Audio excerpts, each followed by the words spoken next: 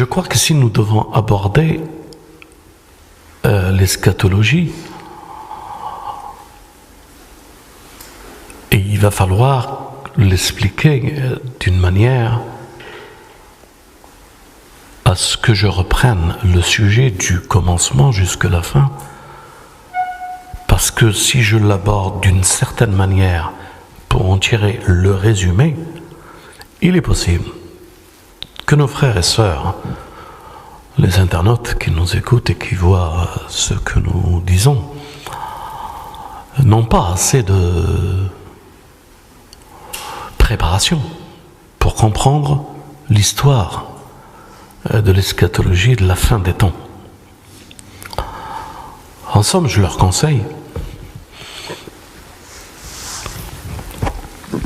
d'étudier la sourate Ahl al-Kahf.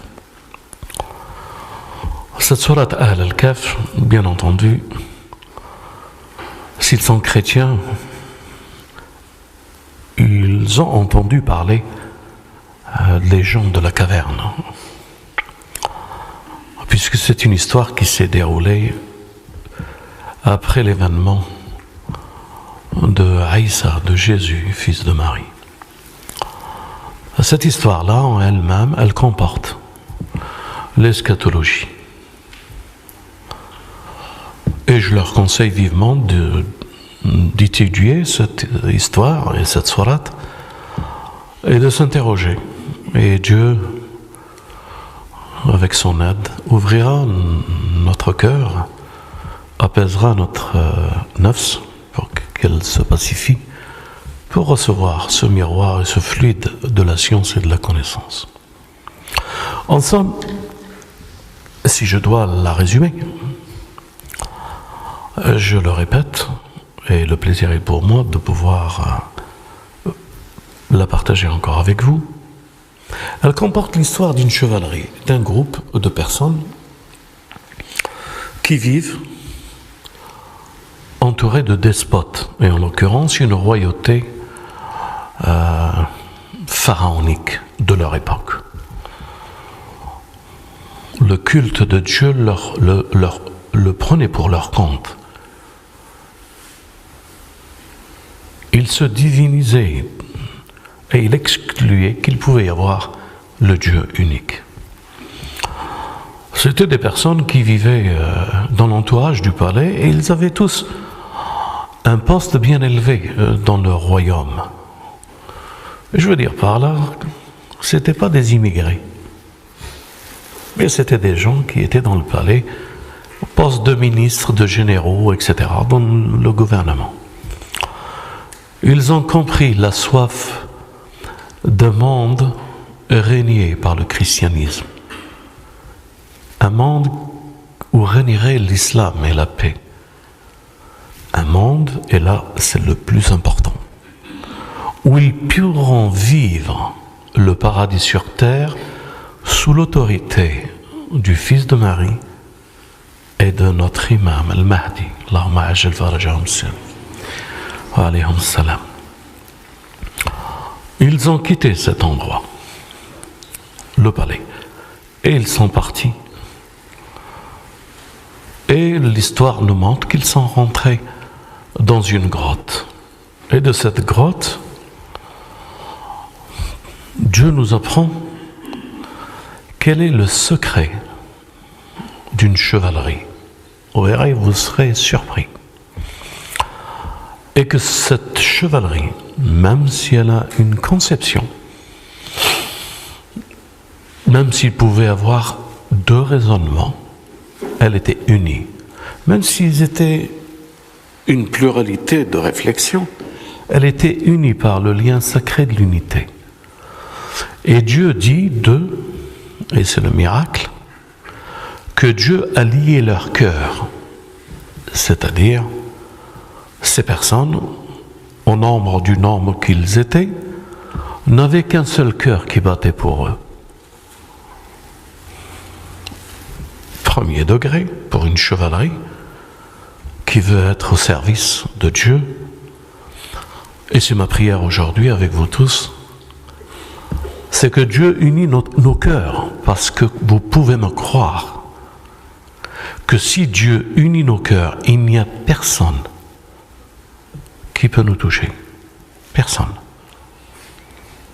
Pourquoi? Eh bien, il y a un secret dans l'unité du cœur.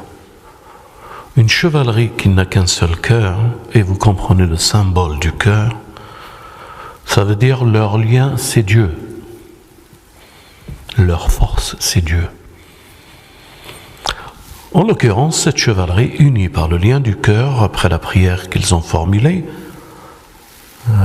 la surdité de l'oreille s'est arrêtée. Ils n'entendaient plus. Et ils sont rentrés dans un sommeil profond. Ils sont restés plusieurs centaines d'années. 309. Ils se sont réveillés comme si c'était une journée ou une nuit. Ils ne savaient pas s'ils ont dormi une journée ou un peu plus. Et ils s'interrogeaient. Et chacun donnait sa conception de combien de temps. Tout de suite, vous comprenez que cette chevalerie, lorsqu'elle existe et unie par le lien du cœur, rentre tout de suite dans le mystère du temps. Tout de suite après, une autre histoire qui touche dans le Coran, qui touche l'histoire des gens de la caverne. Une autre histoire, c'est une personne qui a 2 jardins et une deuxième personne. L'un dit que c'est par sa force, son travail, ses heures supplémentaires, l'eau, le fleuve, que c'est lui qui l'a ramené, et que son jardin et le nombre de ses enfants étaient multipliés. Et c'était lui, le maître d'œuvre. Si vous lisez cette histoire, et pourquoi cette histoire est liée avec les gens de la caverne, vous allez comprendre quelque chose de plus. Donc, l'histoire de la caverne, tout de suite au-dessus, l'histoire des 2 jardins. Si vous lisez tout de suite l'histoire des 2 jardins, vous rentrerez dans une 3e histoire. Moïse et Khidr. Tous les gnostiques vous diront, et je le répète, que l'initiation, elle s'obtient par une retraite. Ahl al-Kahf, que tout de suite, lorsque l'initiation est finie, c'est le sommet vers lequel l'initiation nous a propulsés. Tout de suite, au gnostique, lui apparaît cette image que c'est grâce à ses efforts qu'il a vu le jardin et qu'il a ce jardin. Il oublie que c'est Dieu qui l'a fait sortir et que c'est Dieu qui lui a donné la vision. Et il croit que ce sont ses efforts. Tout de suite, cette histoire des 2 jardins nous apprend Iblis et sa personnalité. Je suis obligé de répéter un peu pour que les frères qui nous écoutent sachent où va l'eschatologie.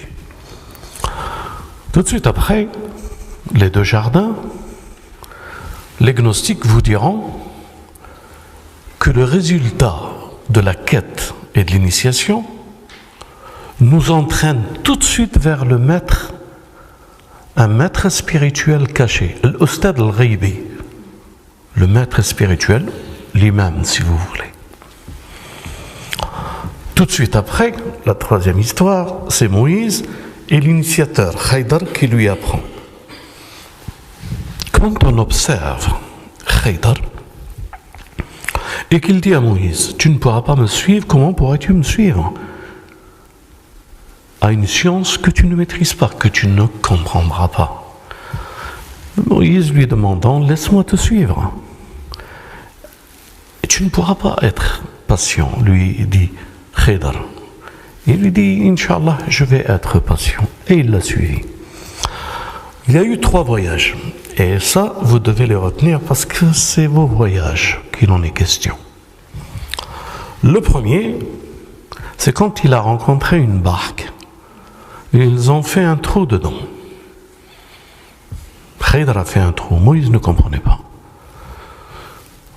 Il a tué un enfant après Khidr, durant le 2e voyage. Moïse ne comprend pas comment peut-il tuer un enfant innocent. Il a construit un mur dans un village où ils ont été repoussés et chassés. Pourquoi tu ne demandes pas un salaire? Tu leur construis un mur alors qu'ils ne nous ont même pas donné l'hospitalité. Et là, la séparation elle a été faite entre Moïse et Haïdar en lui expliquant le ta'wil, la vision pour comprendre ses gestes. Vous verrez quand vous étudierez cette sourate, les visions que Haïdar a démontrées à Moïse, c'est une vision de miséricorde pour le futur. Il faut bien comprendre que cette histoire des gens de la caverne, avec la deuxième histoire, c'est une histoire de temps. L'histoire de Moïse et de Haïdar, c'est que Haïdar avait une longueur d'avance dans le temps. Et c'est pour ça qu'il construisait dans la miséricorde et dans le temps. Et les chemins étaient différents. C'est celui qui devait juger à travers le présent, c'est Moïse et les commandements, ou celui qui juge avant que la chose n'arrive. Il prépare le futur et le temps.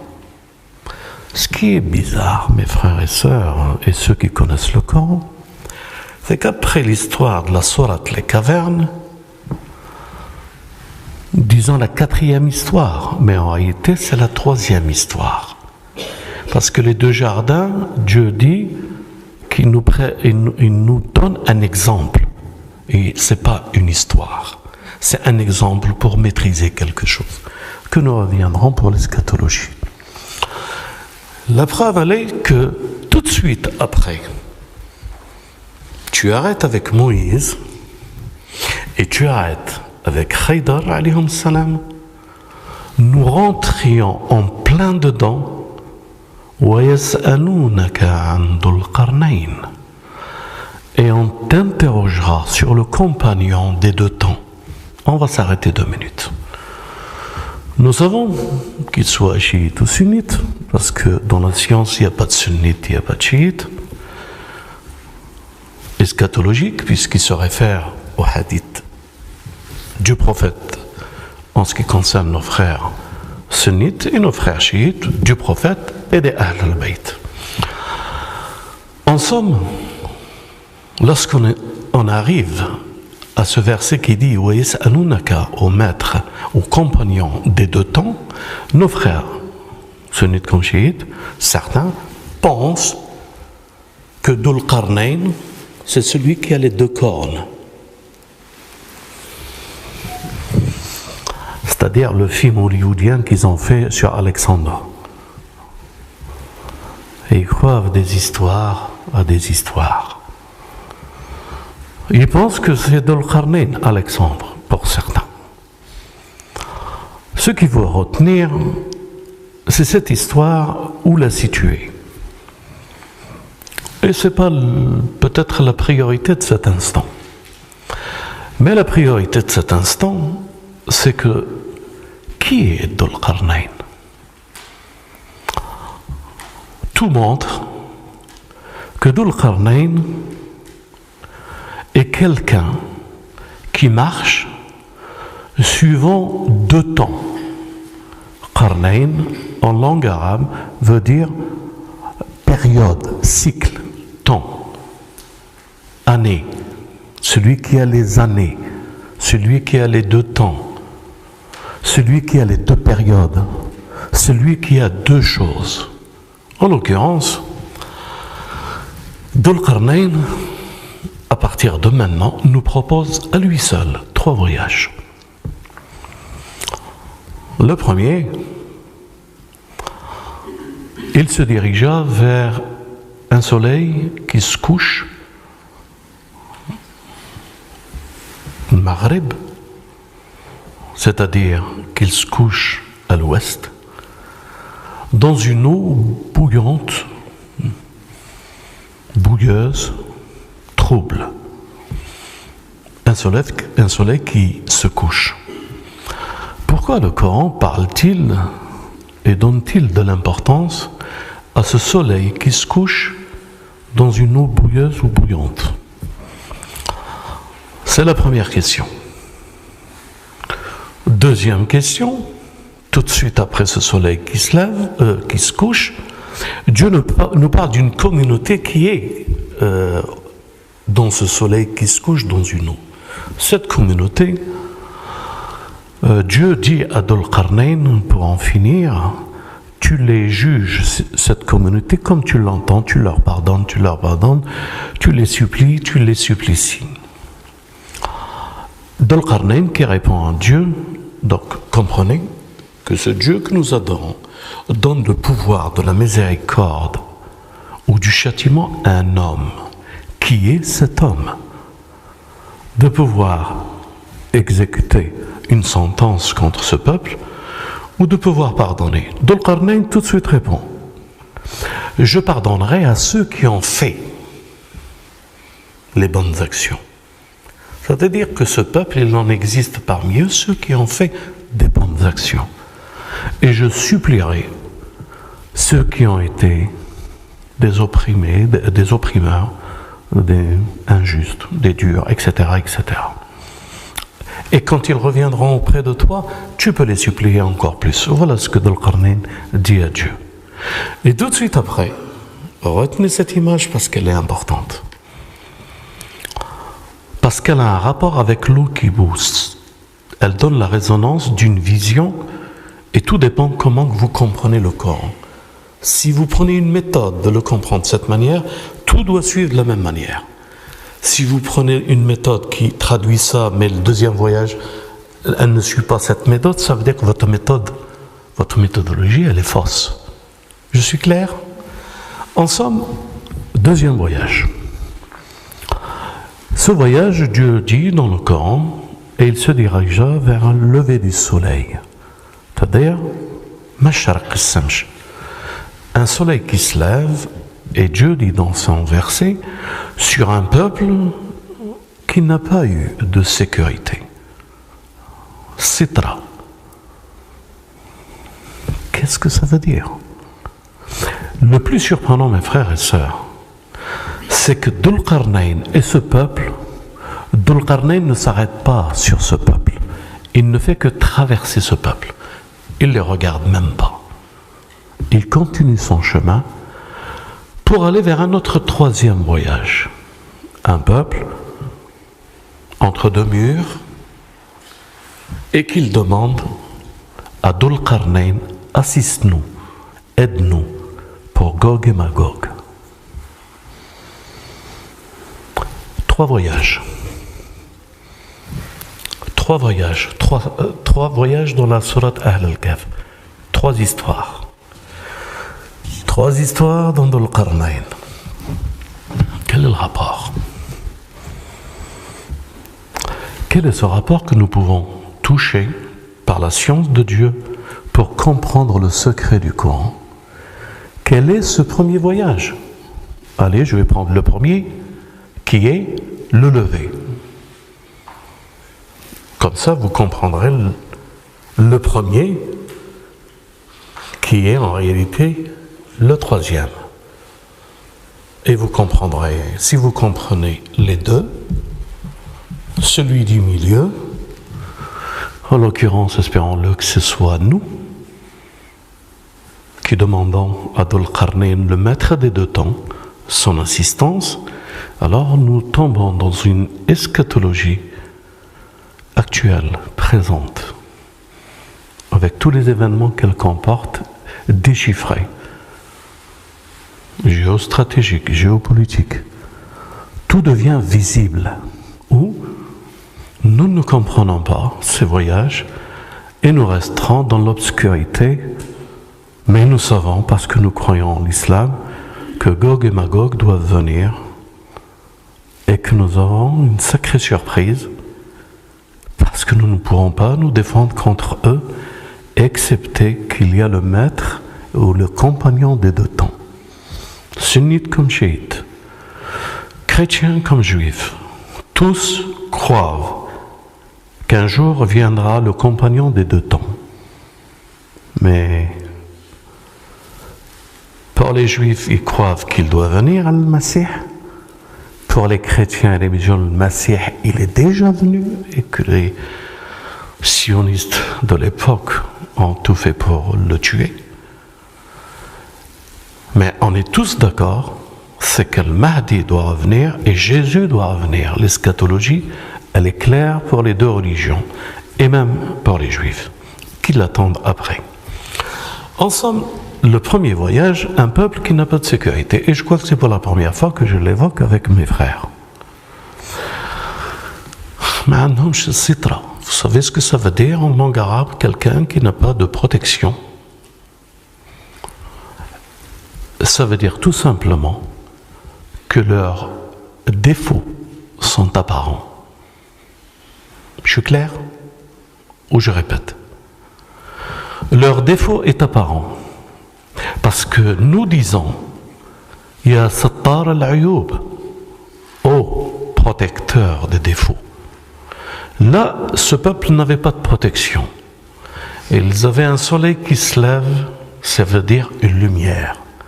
Ça veut dire une science qui montrait leurs défauts. Leurs défauts étaient apparents. Qui sont-ils? Pour que Dhul Qarnayn ne s'arrête pas auprès d'eux. C'est des gens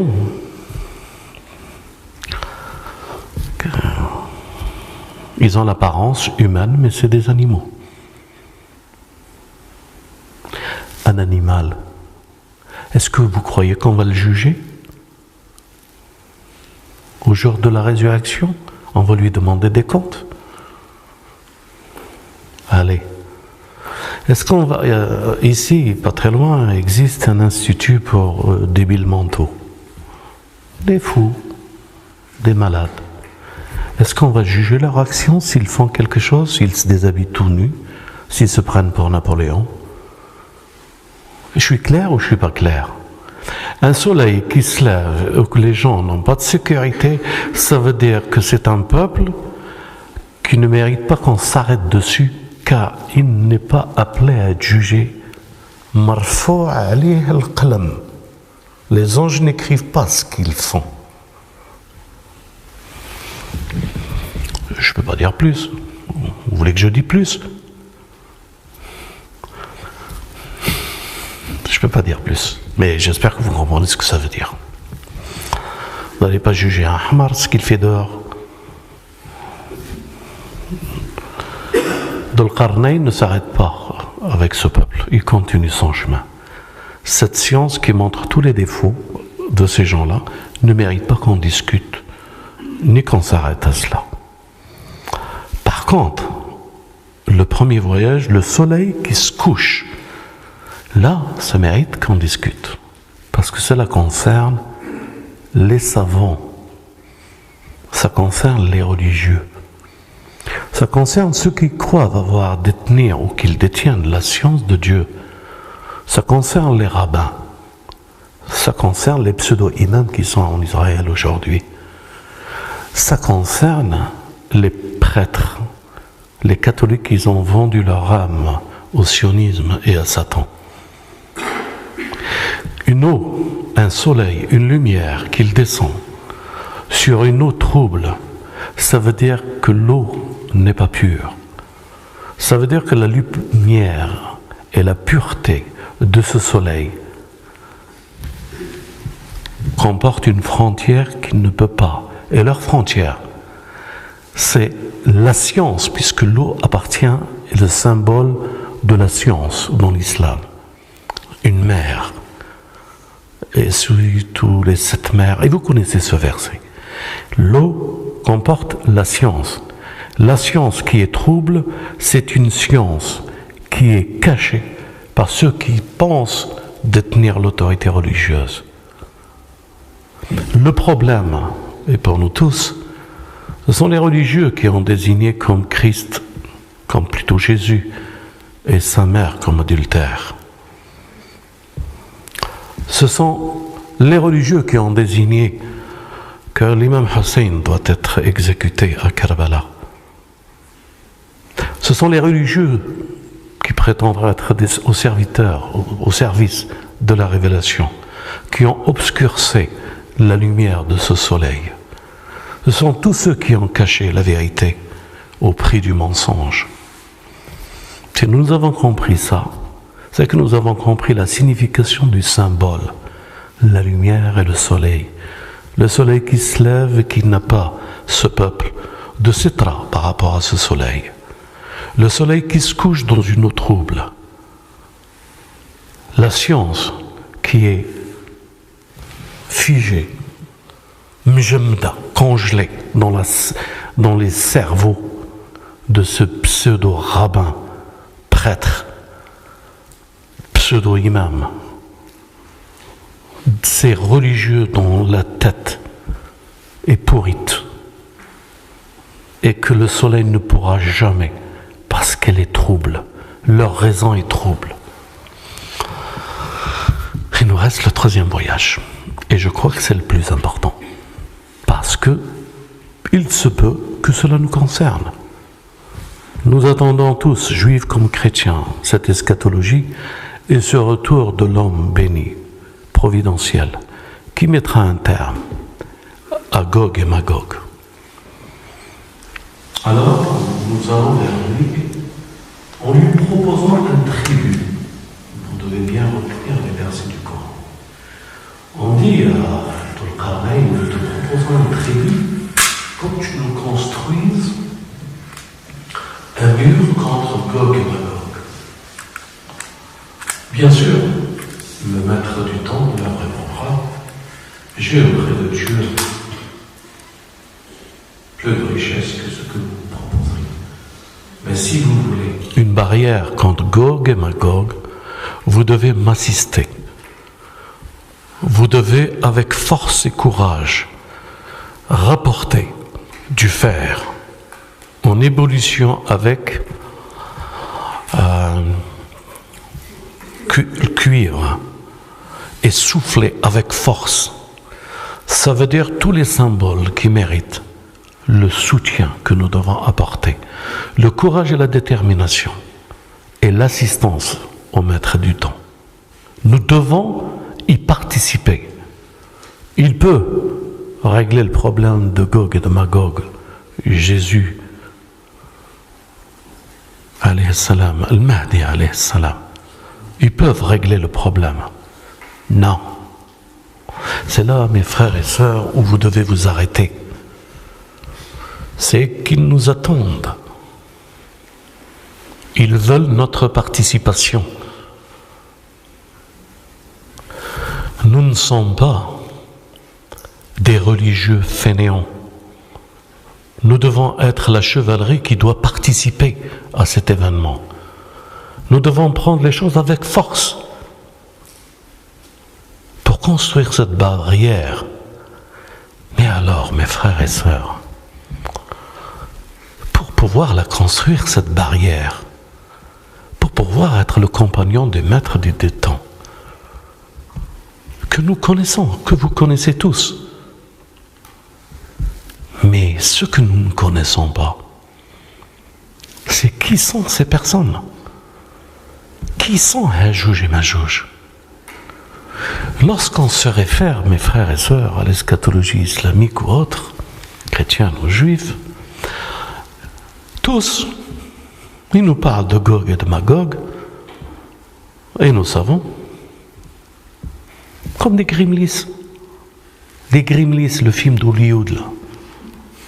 C'est des gens qui sont petits, qui sortent en dessous de la terre, elle va s'ouvrir. Ils vivent en dessous de la terre, ils vont sortir. Et puis ils vont nous envahir. Et puis ils vont nous mordre dans les pieds. Puis ça nous fait mal. Puis on appelle Sahib Zaman pour qu'il nous débarrasse de ces chiens qui nous mordent. Mais franchement, mes frères et sœurs, ce niveau de science et de ta'wil, il est digne. Allez, je ne peux pas dire plus. Ya'juj et Ma'juj, ils sont tout ce que vous voulez. Mais ce n'est pas des êtres, ce n'est pas des genoux. Ce n'est pas des êtres maléfiques qui sortent dessous de la terre. encore plus. Parce que les savants, quand ils arrivent à un niveau, ils balayent devant leur porte. L'idée des gremlins, tout ça, c'est effacé. Quand vous verrez l'eschatologie chez nos frères, et en l'occurrence l'un des meilleurs parmi nos frères sunnites qui fait l'eschatologie Akhir Zaman, c'est notre frère que je transmets mes salutations, Imran, et ma fraternité. Lorsqu'on arrive devant la porte d'Imran, ce frère, ce grand cher de l'eschatologie, et j'ai appris beaucoup de choses à travers ses discours, il nous parle, lui aussi, que c'est des êtres humains. Gog et Magog, selon les conceptions de nos savants, disent que c'est une histoire du passé. Que ce mur, je ne me rappelle pas, oui, c'est avant le prophète qu'il disait, que Gog et Magog, sur un peuple du maître des deux temps, Gog et Magog ont construit ce mur. Le cheikh Imran dit, si c'est dans le passé, il va falloir qu'on le trouve archéologiquement, ce mur. Mais cheikh Imran a une analyse. Il dit, oui, c'est du passé. Mais ce mur a été détruit. Il est devenu de la terre. Il n'existe plus. Bien entendu, tout le respect pour cette opinion, et que Dieu l'assiste pour lui donner toutes les raisons dans le futur pour être le maître de l'eschatologie, et nous sommes à ses côtés, fraternellement. Il y a une raison qui tout chercheur peut comprendre, c'est que Hajouj et Majouj doivent venir dans le futur, Akhir Zaman, pas dans le passé. C'est dans les temps futurs. Alors, et bien entendu, nos savants disent que c'est des hommes. C'est-à-dire que des personnes comme vous et moi, et que nous allons envahir, et que les croyants un jour vont demander secours. C'est incroyable. Mais c'est ainsi. Alors aujourd'hui, nous donnons notre opinion à l'opinion respectable comme toutes les autres opinions. Si on se trompe, que Dieu nous pardonne. Mais nous ne réduirons en rien en erreur ceux qui l'écoutent, cette opinion. Bien au contraire, nous les invitons à réfléchir. Hajouj et Majouj, c'est pas un homme, c'est pas un animal, c'est pas un gremlin. Ça n'a rien de tout ça. Hajouj et Majouj peut être transporté par un homme. C'est vrai. Mais c'est un objet transportable. Je dirais un objet comme je dirais, c'est un concept transportable, véhiculable. Si c'est un objet ou un concept transportable par l'homme, c'est quoi? C'est quoi Hajouj et Majouj? Hajouj et Majouj, mes frères et sœurs, puisqu'il y a un verset du Coran qui parle d'eux et leur retour pour installer les sionistes en terre de Palestine, c'est en 47, 48. Ça veut dire le verset qui parle qui les a châtiés et envoyés de la Palestine 2000 ans, le verset dit qu'il les ramènera, Hajouj et Majouj les ramèneront au dernier moment. Et ils habiteront et prendront la Palestine. Hajouj et Majouj, c'est le sionisme, mais ce n'est pas uniquement le sionisme. Hajouj et Majouj, c'est l'ONU qui a donné autorité sur la Palestine, soi-disant pour faire une patrie pour les Juifs. Non, c'est pas pour donner une patrie pour les Juifs. Les Juifs attendent cette patrie du Messie, pas de l'ONU. à moins que l'ONU c'est Dieu, et que les Juifs savent très très bien que l'ONU c'est pas Dieu. L'ONU est un concept. C'est un parlement, un vote. Ah bon? Oui. Construit par qui? Construit par l'un des plus grands sionistes. 6 mois après l'avoir construit et acheté ce terrain, Rockefeller l'a offert aux Nations Unies pour qu'elles puissent voter 4 mois après son inauguration l'État sioniste d'Israël. Ça veut dire que le concept, Gog et Magog sont un concept. Ce concept ne peut se trouver que dans la démocratie. Ah bon? Un concept transportable est une idée véhiculée, partagée, à laquelle l'adhésion de la terre tout entière se prosternera. Démocratie, l'économie, stratégie économique comme nous le connaissons aujourd'hui, la City et Wall Street, ça veut dire cette idée c'est quoi? C'est le sionisme, dominateur commun sur la planète, véhiculé par les... Je ne peux pas dire le mot, mais vous comprenez ce que je veux dire. Toute personne qui véhicule ces idées travaille pour Gog et Magog. Ils ont pris dans leur cœur et dans leur esprit Gog et Magog.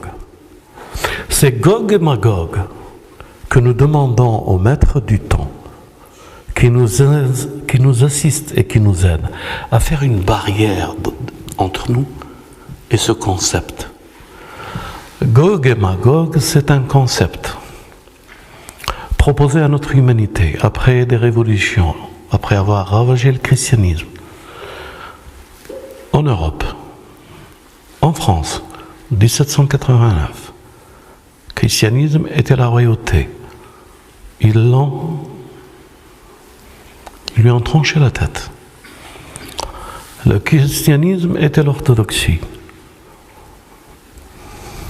était la royauté à Moscou. 1900, ils lui ont tranché la tête.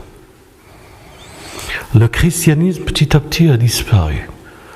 Gog et Magog, en transformant l'Occident et le christianisme en des vecteurs de ce concept. Ils en sont innocents, mais ils sont tous au service d'Israël et de ce concept sioniste de Gog et Magog. Aujourd'hui, Gog et Magog sont sur toute la planète. Ils contrôlent tout. Ils ont la puissance de tout. Il leur faut une capitale. Cette capitale, c'est le dessein du grand Israël, qui deviendra la capitale du monde. C'est Jérusalem. C'est à Jérusalem qu'il apparaîtra le faux Messie. C'est ce faux Messie qui a fabriqué le concept idéologique de liberté. Et je n'ai pas envie de m'entraîner dans tout ce qui apparaît comme liberté, mais qui n'est qu'une aliénation. Aujourd'hui, le concept de liberté a pris le pouvoir religieux, a pris le pouvoir médiatique, économique, politique.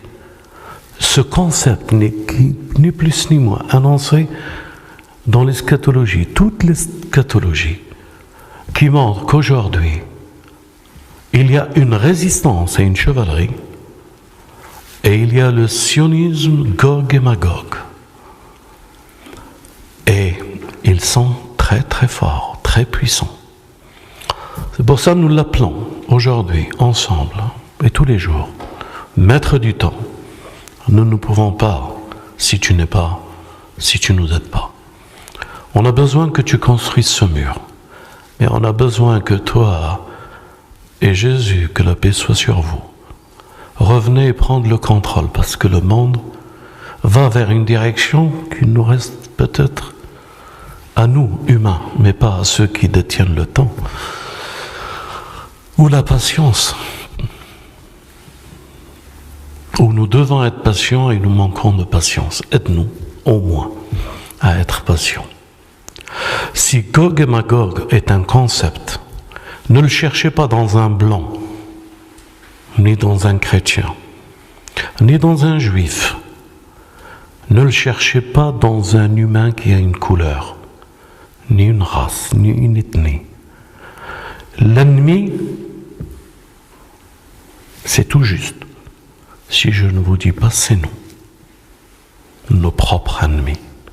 Tellement que ce concept nous a transformés, nous a modelés, nous a façonnés, pour que nous ne puissions pas nous échapper ou de Gog, la droite, le concept de la dualité, ou Magog. Comme dirait Cheikh Imran, le concept du positif et du négatif. Ils sont ensemble. Nous ne sommes pas libres de pouvoir choisir un autre concept. L'islam traverse le temps et aujourd'hui, Gog et Magog sont attelés vers l'islam. Les musulmans, excepté ceux que Dieu protège, appartiennent aussi à Gog et Magog. Heureux les hommes libres de Gog et Magog. Heureux ceux qui ont bâti ce cœur de diamant, fort, solide. Cette chevalerie amoureuse les uns des autres, miséricorde entre eux. Cette force qui descend, et cette sécurité, cette protection. Cette nafs al-mutma'inna, cette âme pacifiée, que rien ne pourra la troubler parce qu'elle est avec son Dieu. Rien ne pourra la trembler parce qu'elle est entre serviteurs, fidèles serviteurs. Rien ne pourra la trembler parce qu'elle est déjà au paradis. Et vous remarquerez, mes frères et sœurs, et j'en conclus par ça. Première histoire, les gens de la caverne.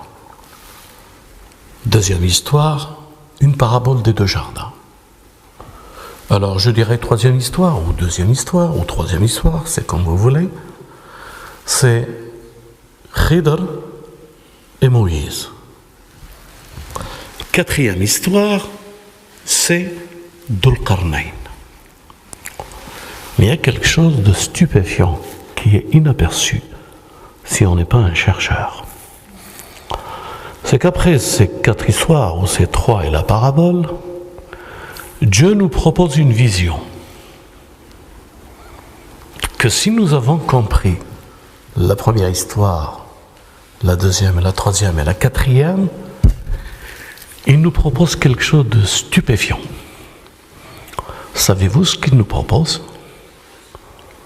Si nous avons eu la capacité de pouvoir construire ce cœur, aussi solide que ce diamant, cette barrière contre Gog et Magog, et que nous avons suivi le béni fils de Marie et Isa, Jésus, le béni fils du messager, qu'ils ont un lien. Et c'est quoi ce lien qui les unit? C'est une discussion à elle seule qui mérite quelques heures, le secret de ce lien. Mais l'histoire, comment qu'elle se termine, et c'est ça la plus belle histoire, c'est que si nous avons compris, Dieu fait descendre le paradis qui s'appelle El-Firdaus. Dieu fait descendre El-Firdaus sur cette terre. Heureux pour ceux qui comprennent. Théoriquement, le Firdaus, nous devons attendre la résurrection pour repartir. Non. Dieu dit qu'après toutes ces histoires, si elles sont claires, si la chevalerie tient, si elle comprend, alors c'est pas nous qui allons, c'est le Firdaus qui descend. Wassalatu wassalam ala al-Habib Muhammad wa ali Muhammad. Allahumma salli ala Muhammad wa ali Muhammad. Wassalamu alaykum wa rahmatullah wa barakatuh.